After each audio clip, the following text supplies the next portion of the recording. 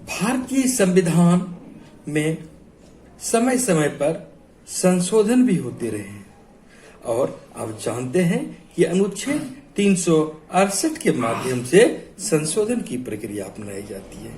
यहाँ पर उल्लेखनीय यह है कि संशोधन दो तरीके से होते हैं, एक साधारण बहुमत से और एक विशेष बहुमत से। इस अनुच्छेद के तहत उल्लेखनीय बात यह है कि यदि हम अनुच्छेद 2 और 3 के तहत कोई कार्य यहाँ होता है अपने संविधान में, अपने देश में, तो यह अनुच्छेद 4 के अंतर्गत नहीं आता है। अर्थात अनुच्छेद 2 में या 3 में कोई काम होगा तो वह अनुच्छेद 368 के तहत संशोधन नहीं माना जाएगा।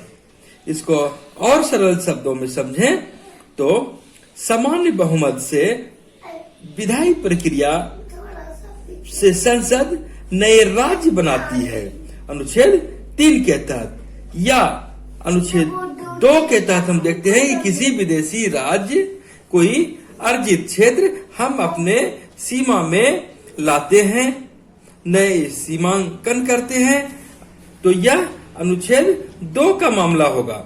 वहीं कोई राज्य जब अपने देश में शामिल हो जाता है तो फिर अनुच्छेद 3 के तहत हम उसके साथ उसके क्षेत्र में परिवर्तन कर सकते हैं, उसके नाम में परिवर्तन कर सकते हैं। तो ये सारी प्रक्रिया सामान्य बहुमत से हो जाती है, लेकिन यहाँ पर यही होता है कि राष्ट्रपति को इसकी पूर्व सूचना देनी होती है। अनुच्छेद 4 में यह प्रावधान किया गया है कि अनुच्छेद 2 और 3 के अधीन 2 में राज्य की स्थापना या उसका प्रवेश होता है और 3 में जो आपके यहाँ राज्य है उसके नामों में अथवा क्षेत्रों में या सीमाओं में परिवर्तन हो जाता है। यदि ऐसा होता है तो यह अनुच्छेद 368 के अधीन नहीं कहलाएगा, उसका संशोधन की आवश्यकता नहीं पड़ती है और यह बिना किसी विशेष प्रक्रिया के साधारण बहुमत से अर्थात 50% बहुमत के साथ यह पारित किया जा सकता है। वहीं समझने वाली बात यह है कि यदि हम अपने देश की सीमा को किसी दूसरे देश को देते हैं तो वहां पर यह अनुच्छेद 2 के तहत नहीं होता है, बल्कि वहां पर अनुच्छेद 368 के तहत विशेष प्रक्रिया के तहत संविधान संशोधन करके यह दिया जा सकता है।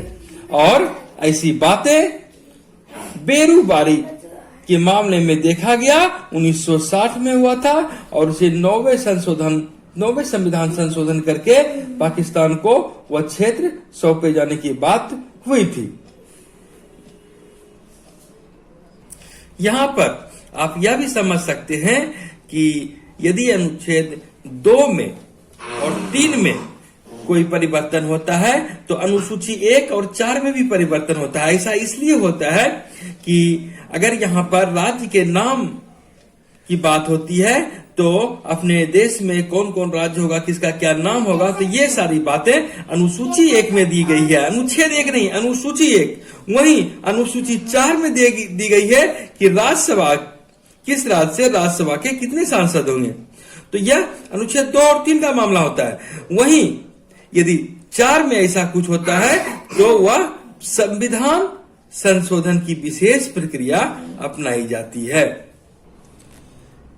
सरल शब्दों में कहें तो अनुच्छेद 2 और 3 के तहत की गई कार्रवाई अनुच्छेद 368 के तहत संशोधन नहीं माना जाता है। और अगर कोई क्षेत्र विदेश को सौंपा जाता है तो यह संविधान संशोधन के तहत ही किया जाएगा। और अनुच्छेद 4 में कहा गया है कि अनुच्छेद 2 एवं 3 के अंतर्गत बनाए गए कानून जिनके द्वारा पहली तथा चौथी अनुसूची एवं पूरक आनुषंगिक एवं अनुवर्ती मामलों में संशोधन किया जा सके।